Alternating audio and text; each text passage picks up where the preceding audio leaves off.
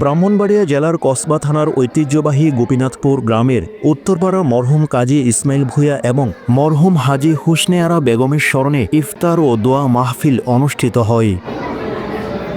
আজ ২৯শে রমজান রোজ রবিবার বাদ আসর থেকে কোরআন তেলাওয়াত, মিলাদ কিয়াম শরীফ ও দোয়ার আয়োজন করা হয়।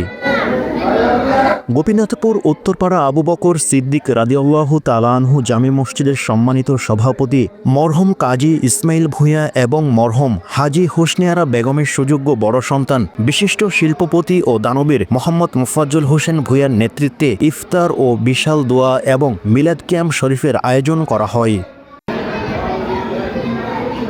উক্ত অনুষ্ঠানে উপস্থিত ছিলেন দৈনিক সরেজমিন বার্তা পত্রিকার সম্মানিত সম্পাদক এবং প্রকাশক মোহাম্মদ বেলাল হুসাইন ভূঁইয়া। আরও উপস্থিত ছিলেন মোহাম্মদ শিহাবুদ্দিন ভূঁইয়া। উক্ত ইফতার ও দোয়া মাহফিলে মোনাজাত পরিচালনা করেন মাওলানা কাজী মোহাম্মদ বাহাউদ্দিন ভূঁইয়া।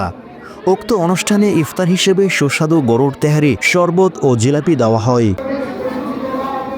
এছাড়া অত্র মসজিদের সম্মানিত কমিটির সদস্যবৃন্দ এবং এলাকার গণ্যমান্য ব্যক্তি, হতদরিদ্র লোকজন উপস্থিত ছিলেন।